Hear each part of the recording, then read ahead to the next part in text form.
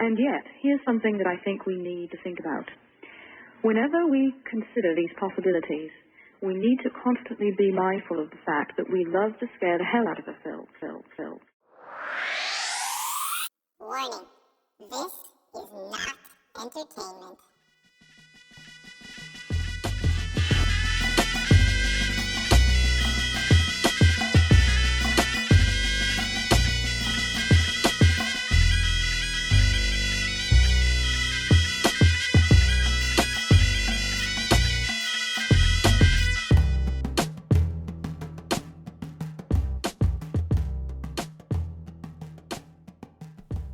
Hello folks, welcome back to Eschaton. I have a guest on the show today, and if you've enjoyed any of our previous discussions on the topics of human psychology or the mysteries of ancient human origins and our distant past, then I think you're really going to enjoy this conversation.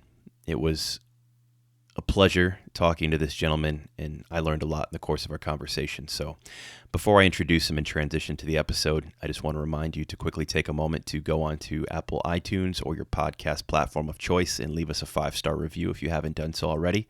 It's one of the best things you can do to help this show grow, and thank you again to those of you who have already done it. But I'll wait a second if you want to take a moment to go do it now. All right, and that's enough awkward silence. So thanks, everybody. And let's go ahead and jump right into the podcast for today. My guest is a man by the name of Bernie Taylor.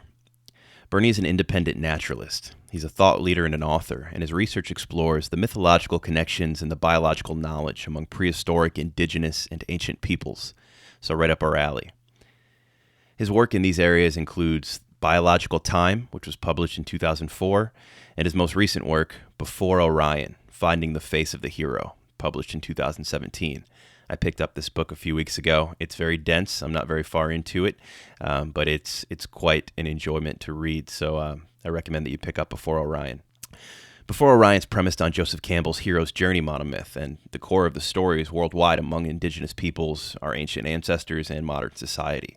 So you'll pick up on themes of Campbell throughout that work. And if you aren't familiar with the monomyth of the hero's journey, you can go back and listen to previous episodes of this show where we've talked about it. A recent podcast with my friend David, we talked about that, as well as an episode called The 21 Faces of God with Robert Bonomo. So check that out. You can do a little bit of research online if you aren't familiar with Joseph Campbell's monomyth narrative, but I highly recommend you have at least a little bit exposure to that before jumping into this episode with Bernie, or at least before taking on the book. Bernie's work explores a deeper root for this monomyth by looking at how hunter-gatherers viewed themselves within the context of the natural and the spiritual world. And we see this through Paleolithic cave art that dates back 40,000 years, in some cases even further. Taylor proposes that select cave paintings are fundamental pieces in understanding the human journey to self-realization, and the foundation of written language and a record of biological knowledge are irrevocably impacted by some of these artistic styles and the religious practices that these stories portray, and these stories still exist within us today. Bernie's work also addresses the profound archaeological elephant in the room by opening up an uncharted place in our history, which he argues points to the cultural ancestors of mankind in Western North Africa. All of this is centered around the idea of a collective unconscious. If you've heard that term, it was popularized by Carl Jung in the 20th century, and we're going to talk about it a lot and unpack it quite a bit in this episode. And just to set the stage a bit, Bernie's view on the collective unconscious is a bit more nuanced and different from what you might be familiar with the work of Jung and others. So I think you're going to enjoy this, and I think you're really going to be challenged by Bernie and his ideas around the collective unconscious and human origins. Bernie Taylor's research will certainly change the idea of who you think you are within the grander scheme of things. So with that, let's jump into it. Bernie Taylor, welcome to the podcast. Josh, thanks for having me. I listened to a bunch of your programs, and I'm ready for this session. Yeah, I'm looking forward to it. When you reached out to me a few weeks back, I think the subject line in your email had the words collective unconscious in it, and I knew right there that it was going to be an interesting pitch. So I opened it, read it, checked out your YouTube channel, and sure enough, it didn't disappoint. I'm a big fan of Carl Jung. I've had a couple of guests on, including a friend of mine who, has talked to themes in some of Jung's work and research. But it sounds like you've gone far deeper into the weeds than anybody I've ever talked to personally. So I'm really looking forward to this conversation. Absolutely. Well, I have an advantage, is that Jung looked back in time for his, let's say, history book and book on psychology to about 4,500 years ago. And that's the time of Gilgamesh, or the Epic of Gilgamesh, which was, until my work, was the oldest story that we had documented. And Gilgamesh was unearthed in the sands of Iraq. And when it came out, when it was interpreted, it was amazing because it spoke of a flood before the biblical flood. It included the dove and the 2x2 animals and all that sort of stuff.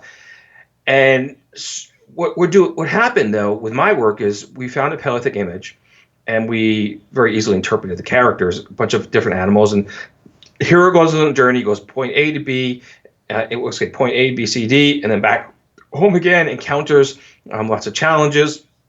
And then we therefore have this hero's journey story. We have a story from 34,000 years ago, and a story that the Greeks told. And so prior to my work, 4,500 years ago was the oldest story that Jung, Joseph Campbell, and many others drew from. And that was sort of that frame of reference. It said 4,500 years ago, people had all these problems. And we still have those problems today. Therefore, the mind has not changed.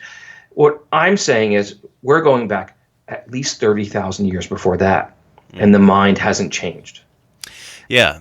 The history of it, and I guess the timeline, is something I'm hoping we can get into in the next few minutes here. But before we do, I kind of want to set the stage with some of the ground level understanding of these terms that we'll be throwing around tonight. Some people may not be very familiar with Jung's work in terms such as the collective unconscious or monomyth, or even the formula that Joseph Campbell used.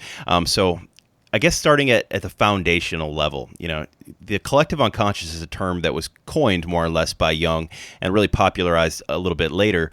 How would you define the collective unconscious, speaking in terms of Jungian psychology? Well, I would actually define it a little differently than Jungian psychology, because now we can, I have a different teacher's edition book to draw from. What Jung said was that there's a universal depository of ideas, and they come out through symbols, and they're somehow deep in our memories, and they're unconscious because we can't consciously recognize that they're there. So if you see a mother and a child, you recognize it's the mother and her child. No one has to say to you that's the mother and child. Okay. It may not be her child, but it's a mother taking care of, protecting her child. If you see a woman being assaulted by a bad man, and then someone comes over and saves her, just the hero saved the damsel in distress from the evil Darth Vader or whatever it is. And so, but we don't consciously think about that's what it is. Those are symbols, those are archetypal ideas that are within our psyche. And the question was asked by Jung that himself, how do these things go from one generation to the next? How do we find these archetypes throughout the world? And you previously had a guest on the program who talked about the 21 faces of God through the tarot, and he showed that all these tarot cards are actually archetypal characters which form a movie or a set for theater. And so what Jung asked these same questions: why do we have all these archetypal characters? And he actually believed. People asked him, "Well, do you believe in God?" He said, "I know there's a God." So Jung believed that there was a divine force that gave us or somehow passed on these archetypal ideas. Okay, that's what Jung believed. And Jungians today might see that little differently one way or the other, but fundamentally he believed that there was something within us. In modern times, people will say, well, actually in every podcast interview I've ever been on, they always ask, is it in our DNA? So you don't have to ask that in 10 minutes, usually about what happens. Is it in our DNA? And I don't believe it's in our DNA. And so now what we can do is we can go back to look 34,000 years ago for all these archetypal characters, and the same ones that you find that the tarot characters had for 21 Faces of God. And it was brilliant work, by the way. we find all those characters in the Paleolithic cave images. They're not as tarot cards, and some of those, the human characters are depicted as animal archetypes, but they're all there. And so it asks this question of how did they get from 34,000 years ago at the minimum, it's probably hundreds of thousands of years before that, to this modern time. And so I have a with this different perspective, looking 30,000 years deeper into the record than Jung, I kind of have a different perspective. And this is what I believe, okay? Because no one can prove any of this. But this is what I believe. And there was a program, I believe, this is what I believe, right? It was on NPR. What I believe is that there are these archetypal symbols. And I believe they actually go back to the animals before us. Okay? And so chimpanzees have societal structures. And the chimpanzees recognize the mother and the child between the two. They recognize the bully. They recognize the hero. They recognize who's the forager. They recognize, chimpanzees have wars. They dance in the rain, and they have a gesture language. Chimpanzees have all these things. The only difference is the chimpanzees don't externalize it into stories. Fundamentally difference between us and a chimpanzee. They don't tell the stories as far as we know. Okay, and so I believe these archetypal characters go deeper in time, that they go back to even before our common ancestor with the chimpanzee. Interesting. Okay, and so I live in Oregon, Portland, Oregon, and we have a fabulous zoo. And if you don't like zoos, don't go there. But if you like zoos or like animals, great place. Okay, and we have this big lion center of sorts. And whenever you go to the zoo, you find the male lion. He is always at the top of this heap. And heap's about 40 foot high. And the females are about center, and there's a young juvenile male at the bottom. It's either that way, or he's in his own separate little cave on the side, and they're someplace else, but they're never at the top of the heap. Now, these lions have been in the wild for generations. How does he know to be at the top of the heap? And the only reason why he's at the top of the heap in Africa is because he's scanning for other mature lions who may take over his domain while the females actually go out and do the hunting. Well, these animals are fed, and there's no mature male that's going to come in to fight to take over his domain. The only other mature is that the scrappy juvenile at the bottom, who the females are telling him to stay down. So how do the lions know how to do this? And I would argue because they carry these archetypal characters within them that they recognize among themselves. So I don't believe that the collective unconscious is a human characteristic. I believe it's within all animals. That's an interesting idea. So a couple things come to mind, and then a question. So number one, I recently watched a documentary, Planet Earth. They remade that old Planet Earth documentary, and it's on Netflix. I highly recommend it if you haven't seen it. But you were mentioning, the lions in the zoo, and I'm thinking in that documentary there were so many examples of animals from being hatchlings, from turtles on the beach to big cats. They have like a code or a narrative, I guess would be another word for it, programmed into their DNA that they just instinctively repeat these narratives, these stories, whether they grow up in a cage somewhere in captivity or in the wild. It's programmed into their DNA. Whether a house cat sees a squirrel or a lion sees a zebra in the wild, there's just something primal and programmed into their DNA. And it got me thinking about that. In terms of the animal kingdom kind of having this same experience, though, of the collective unconscious in the sense that we talk about it with humans, I guess I've never really thought about it that way before, but how would you see it as transmitting, from one to the next? Like, what causes that archetypal experience to be passed on from generation to generation? Well, that truly is the great mystery, isn't it? Okay, so there's many avenues or conduits for it to happen, and one of them, of course, is through myth, the stories that we tell. We are telling the same narrative of stories that we have been for at least 34,000 years, because we have the exact same stories that the Greeks told in these Paleolithic caves, because the Greeks had been there as well as the Romans, the Phoenicians, the Egyptians, the Nordic people, and others. They were all telling the same stories, because we find these characters deep into our past and deep into our psyche.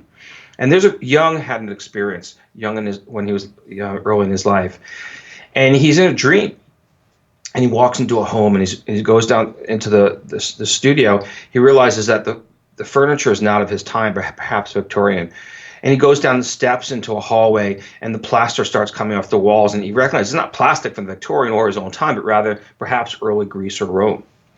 And he walks down to a stairs into this room, and in this room there's a trap door, and he opens up the trap door, and there's a big key on it, and he steps down into this cave, and he sees pottery shards, and he sees two skulls of humans. And he comes to this concept that as he traveled down the hallways and into this chamber at the bottom, he was actually traveling deep into the unconscious, that he himself was experiencing the deeper self from our distant time. And he came to this recognition that this Paleolithic mind from deep in our past, when we were animists, is still us today, and that we carry on the same stories. And Jung left that dream to study mythology around the world. And he started to see these common links of this monomyth that ultimately Joseph Campbell came to popularize. And so Jung looked at this trail, and as far as he could go back into the record of his time was the ancient Egyptians. So he and Freud they were Egyptologists or amateur Egyptologists, because they were trying to find out where this all started from. And if he could see what we see now, that these images deep to 34,000 years ago that carry the same story, he would have modified his ideas a little bit. And so one way we carry through myth, and we carry through the stories that we can't escape from, because they are the stories of our lives. Yeah. So with the human experience, that resonates with me. Like you were talking about Gilgamesh at the beginning and the flood story, and we have artifacts now showing that even Gilgamesh retelling of the story of Utnapishtim and the flood is kind of dated, because before that the Akkadians had a story that very much echoes the biblical story of the flood. So we know that it predates even Gilgamesh. So let's do the flood first, because we're going to hit that, because you dropped that one in. The flood is depicted in this Paleolithic cave image, okay? Mm-hmm. It's 10 meters across, so 33 feet. On one side, you have animals in Europe. The other side, you have animals in Africa. In the middle, you have marine animals, which is the Strait of Gibraltar. Well, what happens is they overlap. So the marine animals actually overlap onto the terrestrial animals. It would give the impression of a flood. And so when the ancients had been to this cave and had seen this image, the ones that didn't get the stellar perspective of it, because actually it's the cosmic egg, that's why they're all overlapping with each other, but they would have walked away and say this was the flood, and that there was in fact a flood, because it looks just like that. Otherwise, how does a whale and a dolphin overlap with a horse and a giraffe? I mean, because they must have flooded over them. It's the only possible answer. But there's another.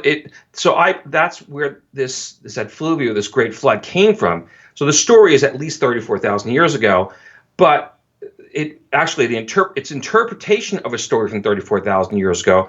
But I believe that wasn't the correct interpretation that the artist depicted, because he had something else going on. But that flood is how people interpreted the story, the image. Okay, you can see it 34. Yeah. Yeah, so I get the idea of the archetypes, and I get the idea of communicating through a collective unconscious from one people group to another, or generation to generation. But how do you communicate it through story in the animal kingdom? So starting with mammals, even, or marine animals, wherever you want to begin. In what way is that the same, and in what way is it different? That's what I'm having a hard time wrapping my head around. What does that look like? It's very simple. So we'll go back to the Oregon Zoo. So we have the scrappy male lion at the bottom. He is the future Lion King, right? Okay, he's Simba. Okay. And then his dad is the older, mature male at the top, and his mom is in the middle. And there's a hierarchy of the females as well. So within those three, you have the mature elder, you have the juvenile. The mature elder could be the teacher. One of those females becomes the mother character for the juvenile, who protects him. But she also tells the other women, other lionesses in the pride, that she is the boss. Okay, so you have these archetypal characters within the lions themselves, and if you put those same lions out in the savannah, they'd be interrelating with other animals. And you'd be hearing the animals, chirping back and forth about what is the relationship of those animals, of the lions. So they carry the story within them. It is so easy to tell the story of the Lion King because it is what we visualize among lions themselves. The juvenile lion, he takes that journey to be the king. And that's part of the life of a lion. It's his own hero's journey. And if he doesn't get to be king, he actually gets killed. Okay, it's how it all goes. And if he doesn't get killed by another mature lion, he's going to get killed by the hyenas because he's going to get kicked out of the pride because there's only one mature male lion in the pride. And so these characters, these basic characters are within the lions themselves. But they're not just within lions, they're in all the animals and environment. And when I believe that the complexity of the environment, of the unconscious, increases with the brain capacity of the animals themselves. It's wow, it's really interesting concept. So in this theory, I guess from your perspective then, every creature on Earth is really living out this collective unconscious, right now in some sort of interconnected way. All of us are experiencing this same sort of universal principle, and it's being played out in real time. We may not observe it, like I may have just failed to notice it in the animal kingdom. We may not observe it, but it does exist. So you're saying the place that a young male has in a wolf pack or something like that, that will play out in his experience, and that narrative is going to be transmitted over time, and it just it continues from one generation becomes a story to the next. Did you ever read the Tao of Pooh? No. Okay, you got to read. That is one of the best books I've read. You got to read the Tao of Pooh. And one of the Tao of Pooh, I think that Pooh is asked the question of what is instinct by the owl, and Pooh says instinct is what we don't know. So we give it. If we don't know the answer about animals, well, we just say it's instinct. Well, I think we could do a little better than that. I would say that it's not just instinct. I would say that's part of this collective unconscious within the animals themselves. That they actually carry memories. They carry behavior. And I believe it goes to you've taken Myers-Briggs types. And so I'm obviously an extrovert, and I'm an intuitive person, okay? Well, being an extrovert, intuitive, and a sensor, that actually starts to define who I am as a person, how I relate to others. It creates the character of myself within the story. Well, animals do the same thing. And so all lions are not alike. And there are, I'm not going to say there's intuitive, actually there will be intuitive lions. It's just not going to be intuitive about, philosophical questions. But they're going to be intuitive about their environment itself. And so they're all going to perceive their world differently, and the world is going to perceive them, and that will play out in the story of themselves. And I would argue that becomes a collective unconscious. And this Pale at the Cave image 34,000 years ago, most of the characters that the hero encounters on this journey are animals. And he draws on the strength of them. The character overlaps with a dolphin to become a merman. He overlaps with a horse to become a centaur. And he overlaps with an eagle to become an avianoid, the bird, the angel of sorts. Yeah. And sorry to interject, but I was actually just going to ask you a question about that because, in ancient architecture and all these artifacts, Egypt's a perfect example. You see these chimeric type creatures. Is that linked? Yeah. Do you think that's linked to this in somehow? Absolutely. So Horus, of course, is the falcon-headed man, and the ancient Egyptians had definitely been to this cave and seen this panel because the Sphinx the Giza Sphinx comes from it. And there's an identical image of the Giza Sphinx on this panel that overlaps. So the Sphinx character actually overlaps with a lion. And that was the origin. This is the obvious origin of you can't make this. You can't make it up because it's the same picture. And so the ancient Egyptians had been to this cave, and they had drawn back stories, these archetypal characters, and they took the Birdman. And the Birdman is the transcendent character between the earth and the spirit world. And you can go around the world. Native Americans put feathers on their head, and typically eagle feathers, because that was their way to transcend. You can go to South America, you'll find some other bird feathers. It is a global phenomenon of people either dressing up as a bird or putting on bird feathers to travel, to transcend to the great beyond, to the great mystery. Yeah. Was it the Mayans or the Aztecs who worshipped Quetzalcoatl, who was the feathered serpent? Yeah, that theme kind of mirrors what the Egyptians were doing across the Atlantic at the same, in the distant past. So it's interesting that you do see that synchronicity from culture to culture. It really lines up well with this idea of a collective unconscious. Yeah, it's the angel. It's the angel for the Abrahamic religions. Now, here's something interesting about Jung. Is Jung had a friend, and his friend was named Philemon. And Philemon was an angel. It didn't look like, an Abrahamic angel, but in fact, it was an angel, has all the characteristics. And Jung used to walk with him in the garden, and they would converse with each other. And Jung learned about life, or a lot of his philosophies, his ideas, from Philemon. And Jung didn't reveal this into the later part of his life. And in fact, it was in his Red Book, which was released after his death, that they actually have an image of Philemon. And so what was happening was Jung was tapping into this collective unconscious. And the collective unconscious, the Birdman was one of the characters, the transcendent character that came to his mind that helped him to reach into great mystery. Muhammad also spoke to, or actually listened to, the angel Gabriel. The angel Gabriel came to Mary to say that she would have a son. Gabriel appears with every major prophet in the Bible, well, most of them anyway, and the reason is that Gabriel is the intermediary between the great mystery and the terrestrial world. It's an archetypal character that existed in the minds of those people. It was real to them in the same way that Philemon was real to Jung.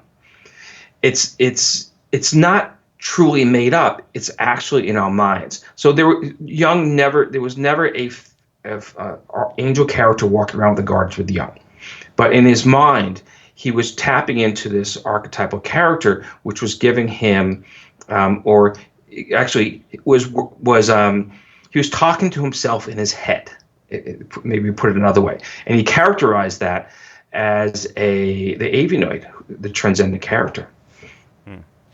Interesting. Yeah, now that you mention it, the Gabriel story in the Bible, I think he's only mentioned by name a couple different times, but you have that same narrative, even if it's with an unnamed angelic entity, or maybe Michael or one of the other popular angelic beings named in the Bible. You see that pop up, and it's that same type of experience multiple times. Even in Islam, you see it, as you mentioned already. So there's a lot of synchronicity there if you care to look for it. Yeah, it's so one of the archetypal characters that I don't believe a lion has is the Birdman, the avianoid. And so I believe that as the brain gets larger and gets more complicated, and we're able to tell these stories, we find more archetypal characters within us. So another archetypal character is the cosmic mountain. And you can go around the world, and wherever there isn't a cosmic mountain, we made cosmic mountains. So the Egyptians and the plains made the pyramids, and the Mayans made their step pyramids. But around the world, in Tibet, the abode of the gods was Everest. The Olympians held a Mount Olympus, and for the Hindi, it's Meru.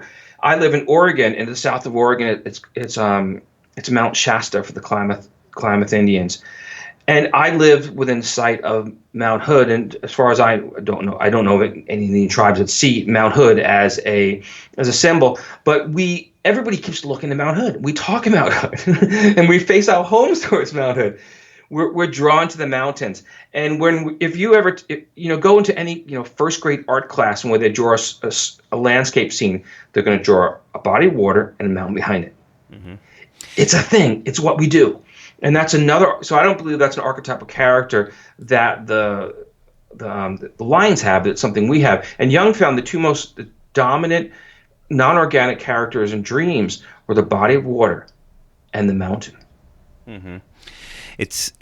It's an interesting point, and it makes me wonder, in terms of, I guess, just our universal views on cosmology and where this idea comes from, that the gods are always above us. They're always elevated above us. You see it even now. I was actually having dinner with a friend of mine a couple months ago, and he pointed out to me, he actually works in Philadelphia, and he was talking about, his experience just riding his bike to work through the city, and you see all these masters of the universe types working on the top level of these giant skyscrapers, and it's almost like this modern representation of what it was in the experience of the everyday Greeks and the Olympians back then, that like these people are elevated above us, but instead of demigods, it's just the super elite humans now that have literally elevated themselves above people. It's like the collective unconscious playing out in a totally different way now, but it goes back to our understanding of just the cosmology, that like the superior beings are above us. I don't know. It's an interesting picture that seems like the it's always penthouse. The penthouse is now the abode of the gods, been there. of the industrial gods. And in biblical times, Jesus was transfigured on Mount Tabor. Moses received the Ten Commandments on a mountain, and so you can go through the record and find all these cosmic mountain images. Hercules climbed Mount Atlas. And in this Paleolithic cave image 34,000 years ago, we have the cosmic mountain. In fact, we can actually identify the cosmic mountain by features on the mountain. It's called Jebel Tobakal today in Morocco. And to the Greeks, the mountain was called Atlas. And in the story that we have this character 34,000 years ago, you're in chapter 1 of the book. You got a few chapters to go, but the character is actually Hercules. And the Hercules character travels from Spain across the Strait of Gibraltar into Africa, and he climbs Mount Atlas, what we now call Jebel Tobakal, which is the tallest mountain in Western North Africa. Now, in North Africa itself. Now, here's what gets really interesting. It's not that the Greeks had that story. It's that a year and a half ago, an archaeological find was made that the oldest record of Homo sapiens, at least the skeletal remains, at a place called Jebel Tobakal, 300,000 years ago, in Morocco, within a few days' walk of Atlas, Jebel Tobakal. So how far back in time does this story go? So this concept of this cosmic mountain may go back for hundreds of thousands of years. And the reason why we tell it all around the world is the Greeks had been to this cave, and the Egyptians and so on. They found this cosmic mountain. But why do Native Americans tell the story? Why do people in Australia have a cosmic mountain? It's because it goes back even further before this cave. It goes back to West North Africa, to this common source of humanity that is now our oldest source of humanity from 300,000 years ago. Yeah, so what exactly was found in this cave? I was looking at a couple of your YouTube videos and perusing a little bit, and I saw the image, but could you kind of just break it down and decipher it a little bit for the listener? Absolutely. So we have a panel 10 meters across, so 33 feet. It's about 10 feet high, and it's limestone, so it's kind of white, naturally white across, and running down the center about 90 red discs. Each red disc is about the size of the palm of your hand. And on one end of the panel, we have this cosmic man character. He holds an egg in his right hand. His left hand, his arm is feathered. He wears a mask, and it's a golden eagle mask. Okay. And as you go around this panel, next to him, you have a horse. You have an eagle. You have a horse. You have a crab. You have a dolphin, seal. You have a few more characters, and you have another man at the other end of the panel. So you have this man with the mask is let's call it the north end. The other man is at the south end. Above him, you've got a Barbary ape, which is a North African animal from the Atlas Mountains. You have a lion. You have bears, and you have the now extinct great auk, and you have a crocodile. Bunch of other characters. So we can go through those. The man is Hercules. The horse, the eagle is Aegea, the constellation Aegea. The horse is Pegasus. The crab is Capricornus. The dolphin is Pisces. The seal is Cetus. The sea monster sounds better as a sea monster, as a seal, but it's a seal. The man at the bottom, south end, is Orion, because Hercules is the north, Orion is the south. Above that, we have the lion, which is Leo. The bear is Ursa Major. the great auk is Cygnus, and the crocodile is Draco. And so, spoiler alert, that there were never any dragons. Draco is not a dragon. It was depicted after this crocodile. So these characters are all the constellations as the Greeks had put them in their archaeological record or astronomical record. Now, the Greeks had compiled all these constellations together, but some of the constellations came from before them, came from the Babylonians. So people from the Babylonian period before the Greeks had been to the cave too, and they had passed on down some of these characters to the Greeks. Then the Greeks had compiled them all together into fundamentally the northern hemispheric astronomical record that we have today. So our astronomy today is a retelling of 34,000 years ago. That was passed down to the Greeks, who then transferred it through the Islamic scholars, and then later into Europe. And so we're telling the same story with the same characters. We have this hero on his journey, goes from his place of home. He travels across land and goes across Gibraltar to Africa and back again. And he encounters all these animals on his way, and he gains strength from the animals. So when he encounters the horse, he becomes a centaur. He gains strength from the horse. When he encounters he overlaps with the dolphin, he becomes a merman. So he technically, it's sort of like Batman, Spider-Man. They don't really become bats and spiders. They take on the spiritual strength of those animals in the same way as people do yoga today. Garuda is the eagle in yoga, and we do down dog, and we do lion, and we do cobra, and all these sort of things. It's the same concept we draw strength from, and as the hero did on this particular journey. So we're retelling the story from 34,000 years ago. And on his journey, he encounters the crocodile, right? The scariest thing on earth at his time. And he encounters the lion. What's also interesting about this, most of the animals he encounters are females. And they're not scary animals. He encounters a Iberian lynx, and who's cuddling its kitten. He encounters a giraffe whose juvenile is wrapped around its neck, and the mother's giraffe's muzzle's on top of the head of the juvenile giraffe. And so these are all nurturing scenes. And so he's learning from the females on his journey in the same way as the Oregon Zoo, this young male is learning from the females above him. And so we tell this story that's within us, and we keep telling the same story. We have the same archetypal characters because each one of those animals has its own embodies its own spirituality. And today we'd look, someone smart as an arrow would say as strong as an ox, fast as a horse, or fast as a cheetah. There's a cheetah in there too, or mighty as a lion. The top of the panel, of course, is the lion, is an archetypal character. And so we have all these characters that we readily identify. We project our own psyche into them, and we draw back the strength that we see in those animals. So that's in a nutshell. You weren't ready for that. That's it's a great synopsis. You got the wheels turning for sure. So I'm thinking right now about astronomy. So a lot of the archetypal characters that you mentioned are, figuratively at least, but in a literal sense as well, mapped out in the stars. And ancient cultures have long, been aware of this trend. They've, continued to perpetuate it through the ages. So the Egyptians have the Gaza pyramids astronomically aligned with Orion's belt.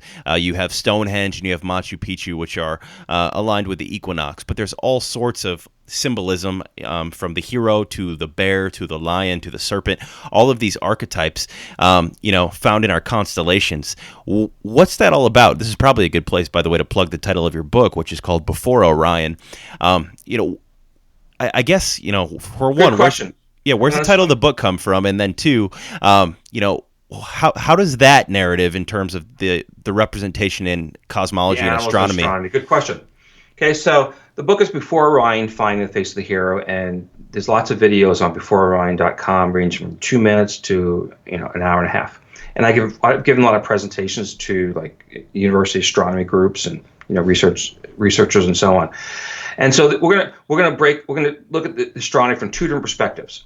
And one perspective is this Gallery of Disk image, where we have all the animals from north to south. And then we have those same animals in the night sky. So as I describe them along the land and the sea, I also describe the night sky. So the hero on his journey, he looks up to the night sky and he's following those animals to guide him on his way. Okay, so he's looking south towards Orion at the very end. That's where he knows. And the dolphin character actually lifts up the Orion character and shows that when Orion is just above the horizon, that's when you are at that point. Okay, and whereas if you were in northern Spain where this cave is, Orion would, half the body would be below the horizon. Okay, and so the character is traveling from north to south and back north again by following the constellations of the sky. And the constellations are the same characters as he sees in his terrestrial and marine world. So as above, so below. That's the concept. Okay, so if you're on an airplane that went wacky with the controls for about 12 hours, or actually 20 hours, and you jumped out and you landed in the wild and you saw a panda, guess where you are? China. You're in China because there's no pandas. There's no pandas in the wild outside of China. And so what the characters in this panel are, they're unique to that environment. So there are no Iberian lynx. There were never Iberian lynx, as far as we know, in North Africa, but they were in what is now Spain, Iberia. Okay, there were no giraffes in Spain, but they have them on the African side in this image. So he's traveling by the earth, the sea, and looking up to the night sky into the constellations to guide him on his way. And that's how he partly gains his spiritual strength from them. Okay, so the constellations as they first were by these characters in this cave were the same as he saw them in the night sky in each of those geographical places. It's a map. It's a sky map. Okay, so that's one perspective. Here's another perspective. I have a 2-minute video on this online, YouTube video.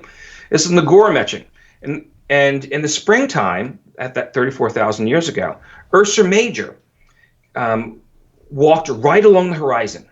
So the legs of Ursa Major, the constellation, the bear, the Great Bear, is right on the horizon. And as you go into the summertime, Ursa Major actually tips above actually starts looking up. Well, in the springtime, the Ursa Major, the bears, actually walked along the horizon. And in the summertime, the bears taught their young to climb the trees. And so Ursa Major actually starts gearing up into the night sky. And going to the fall months, Ursa Major turns around. And just as bears turn around to go back into the cave, and then this disappeared. This time, Ursa Major in that place, Ursa Major disappeared below the horizon, just as the bears disappeared below into the caves.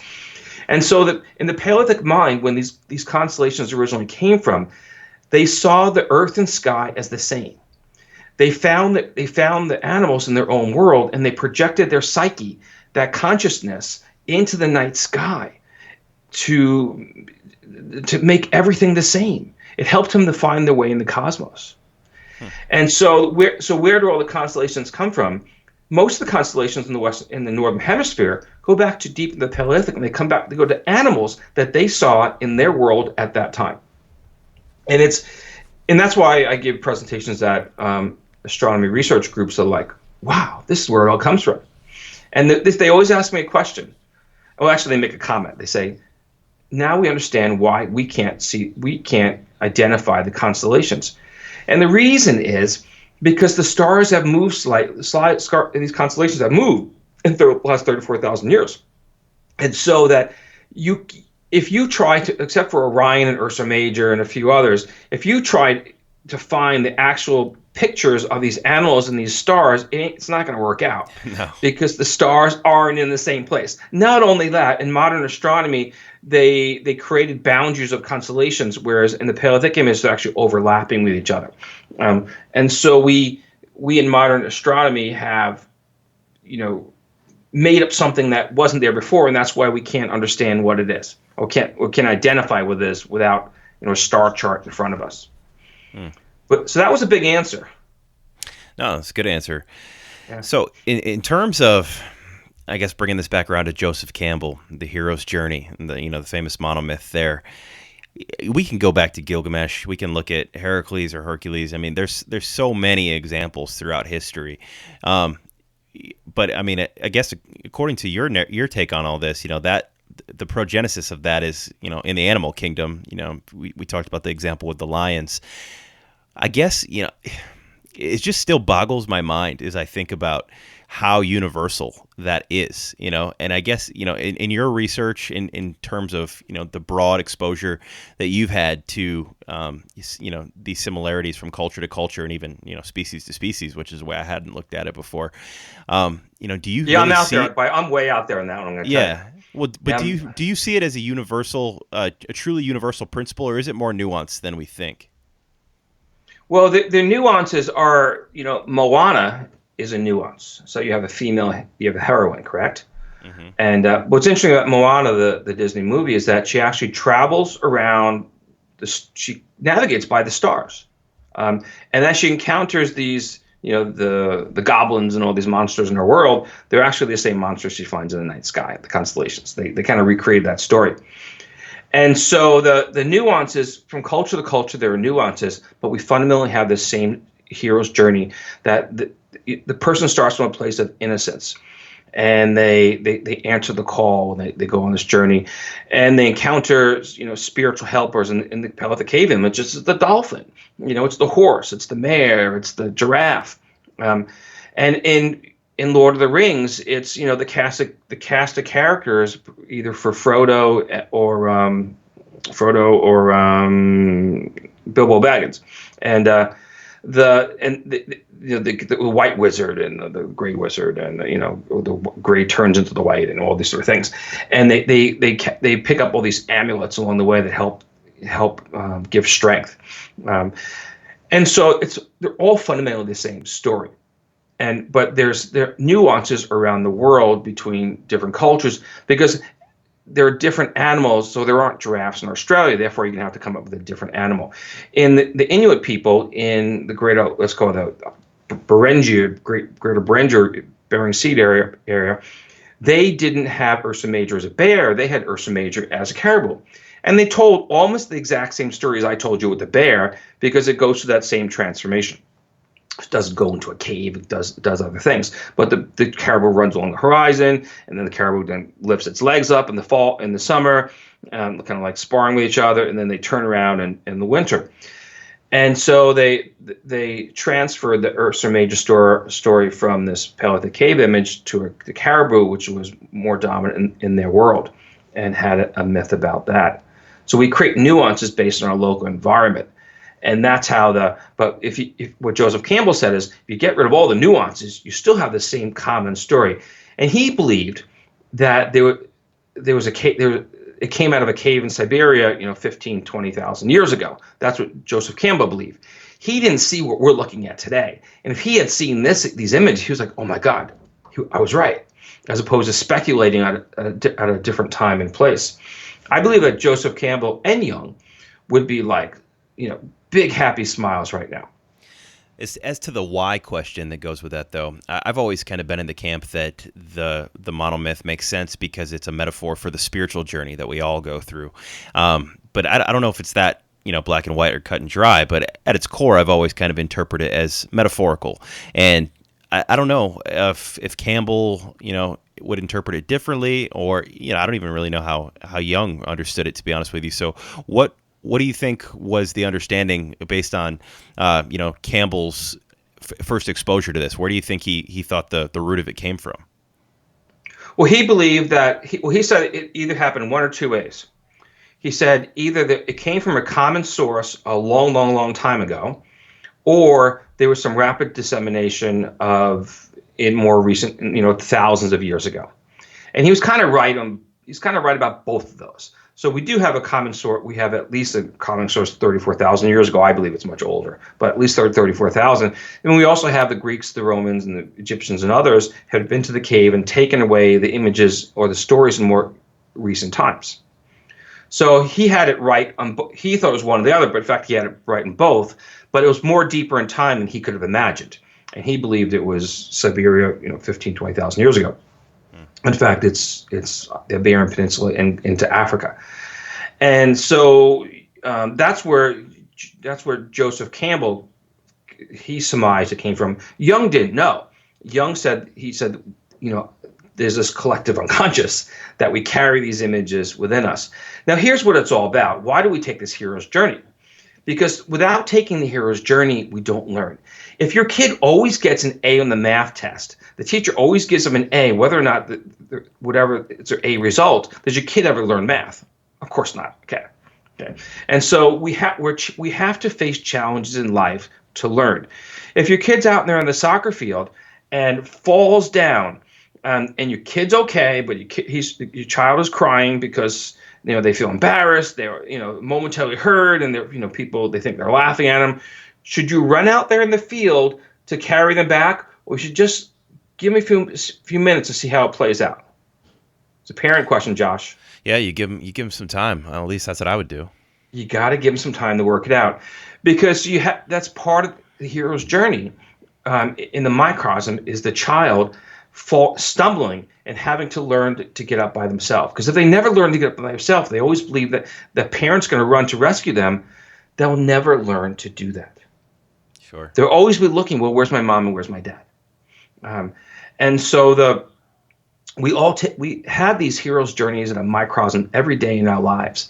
And we have to let our kids, my daughter is graduating high school now, so I'm kind of out of the woods on this stuff. She's going to college.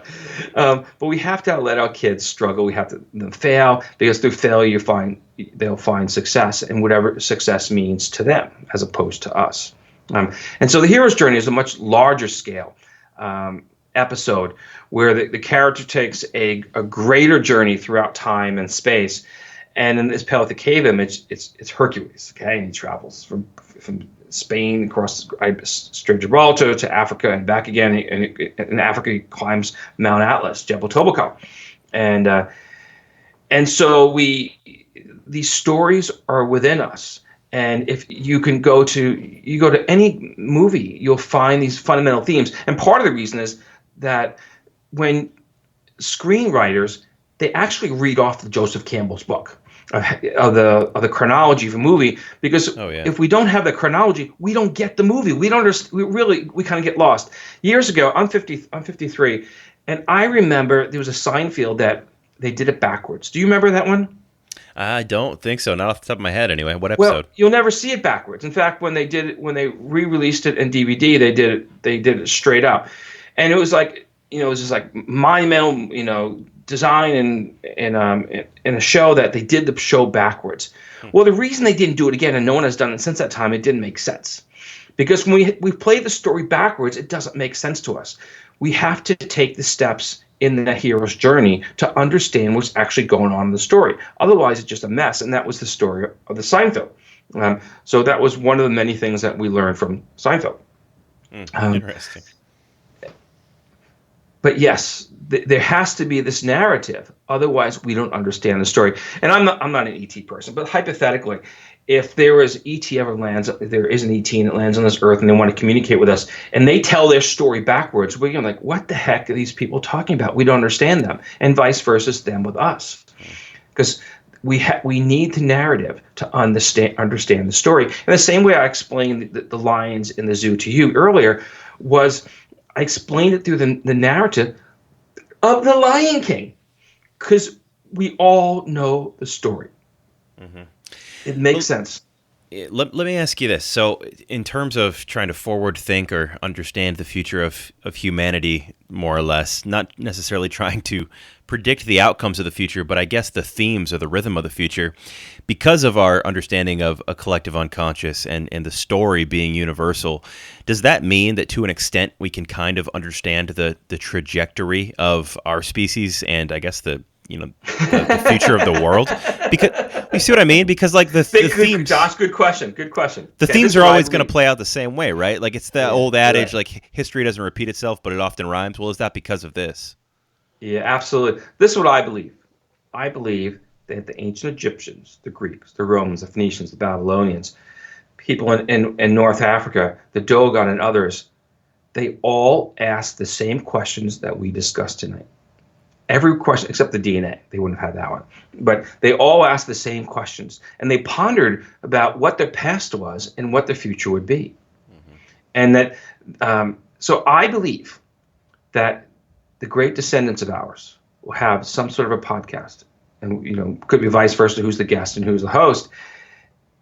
And this could be thousands of years in our future, and they will be discussing the exact same questions we have today. Yeah. So what is trajectory? What is our trajectory as a species? I don't believe we've changed in the last 34,000 years, the last 300,000 years. I don't think we're going to change the next 34,000 years. I believe that the sets will change, the costumes will change, and maybe we'll be in space telling these stories. But we will fundamentally be telling the same story of the hero's journey as Joseph Campbell chronicled, and Jung prophesied in his collective unconscious, and the same story that is told in this Paleolithic cave from 34,000 years ago.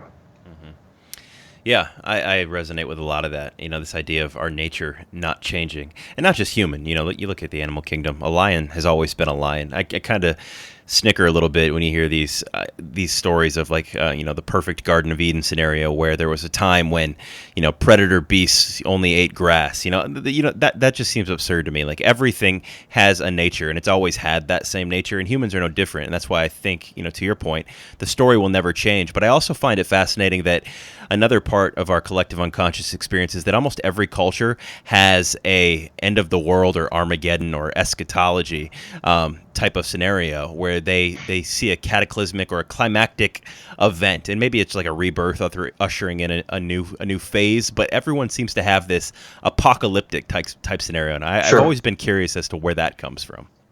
So if we go back to this image, there's two interpretations as I see it. One of them is the cosmic egg, and all these constellations are overlapping with each other because they break from the cosmic egg. And we find this cosmic egg archetype pretty much throughout the world.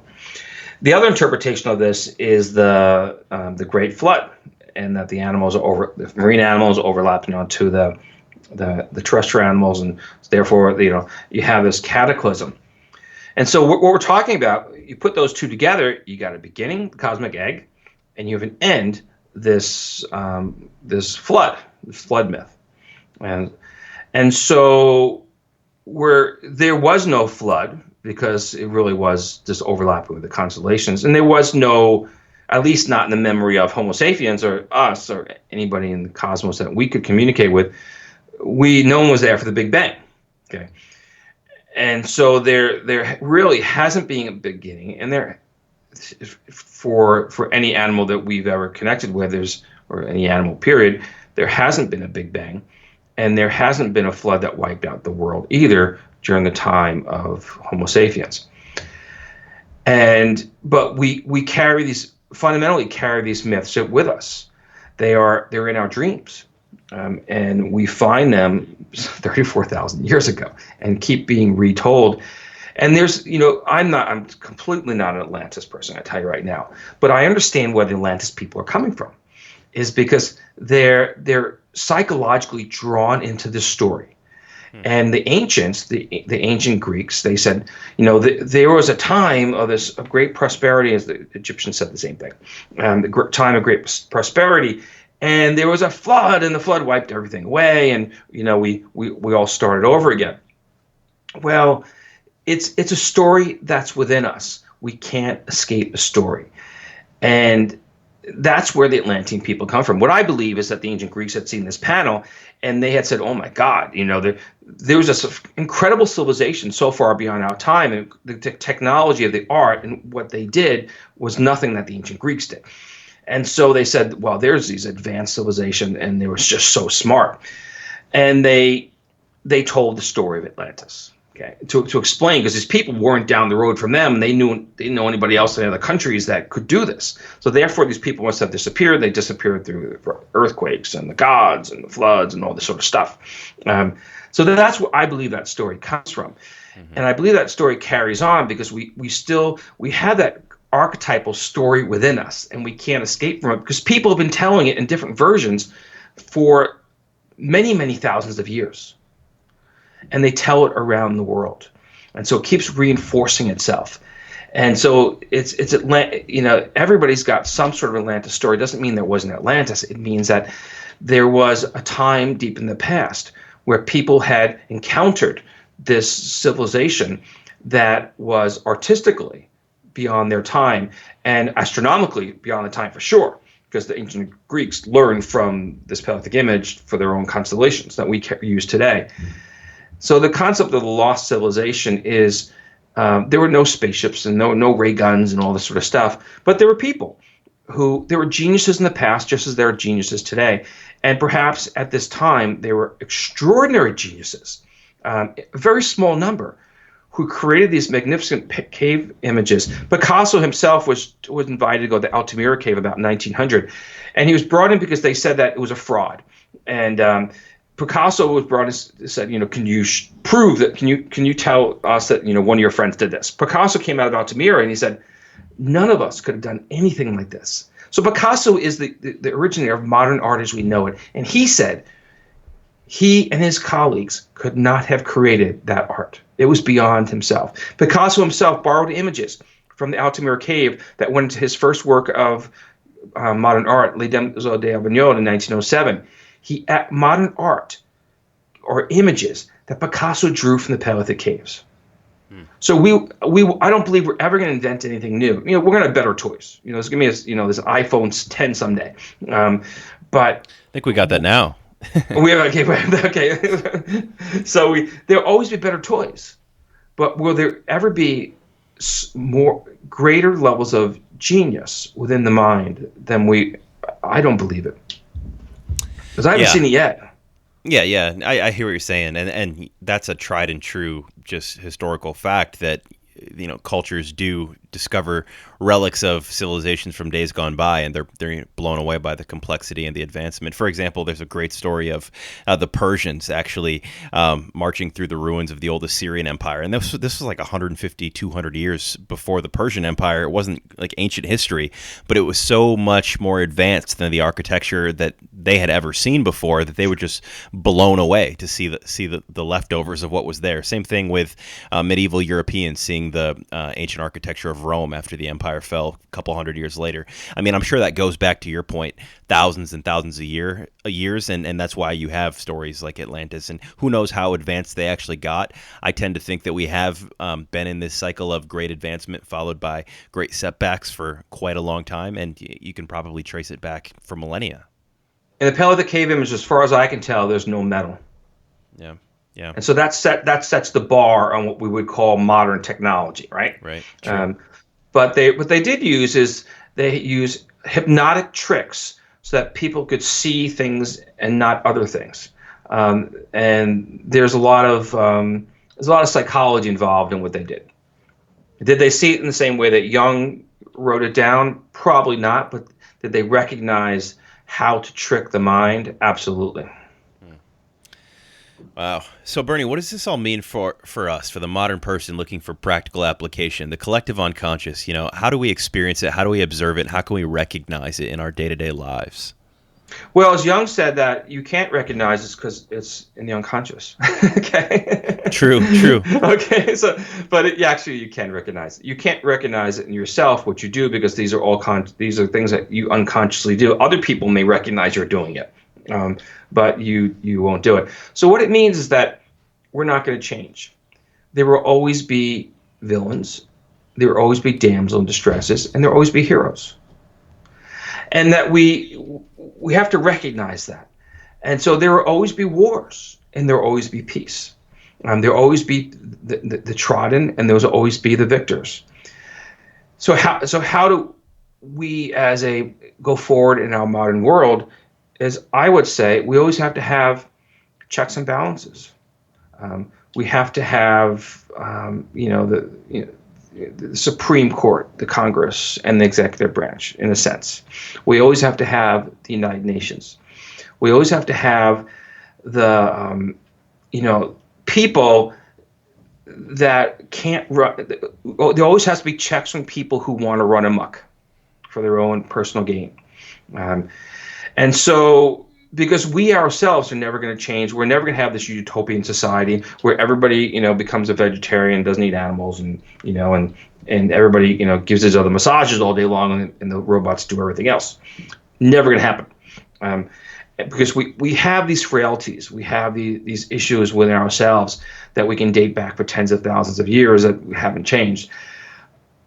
So we have to make the best of who we are, and we have to communicate about who we are. And I believe that, Josh, our ancestors are going to be our descendants will be discussing these same issues in thousands of years, and saying, what do we do going forwards? And the answer is we will relive the same play. The sets will change, the costumes will change, but we ourselves will remain the same.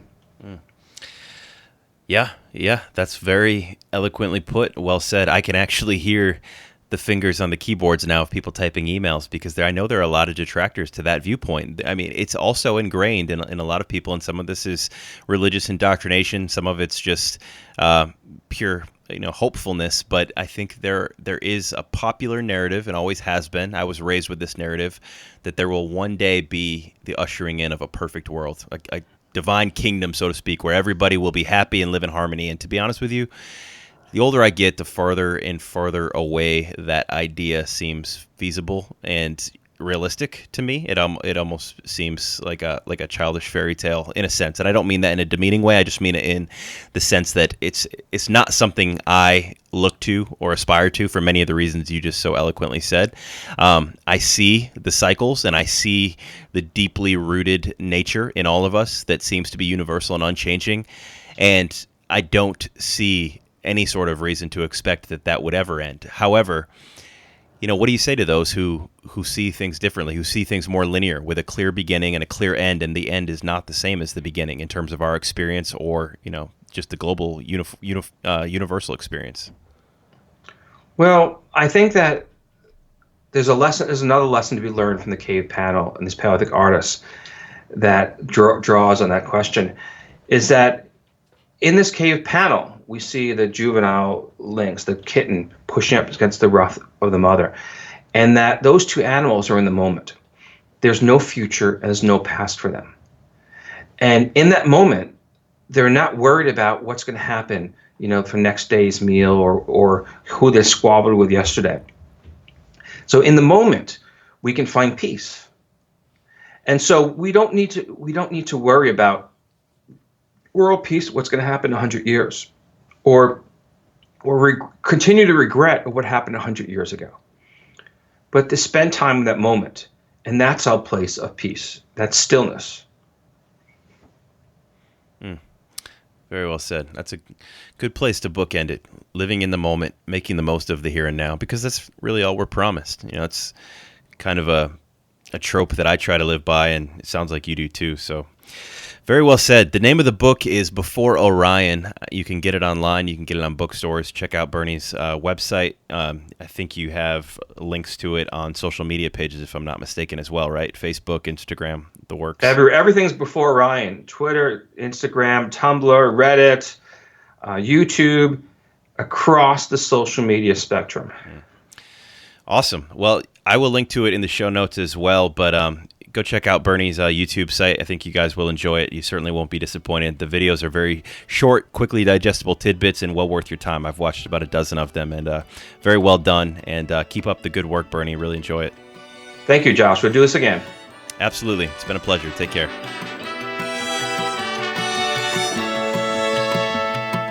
In the beginning, there was one source of light. It would die and come back every night. As a woman showing off her thighs, just a little bit at a time. In the beginning, everyone bowed their heads toward the light. They would dance and eat their friends alive. We were not happy then, these were simpler times. Now we all play, we're the moth, we're the flame. We were aware of the danger, but we could not keep away. My eyes are open.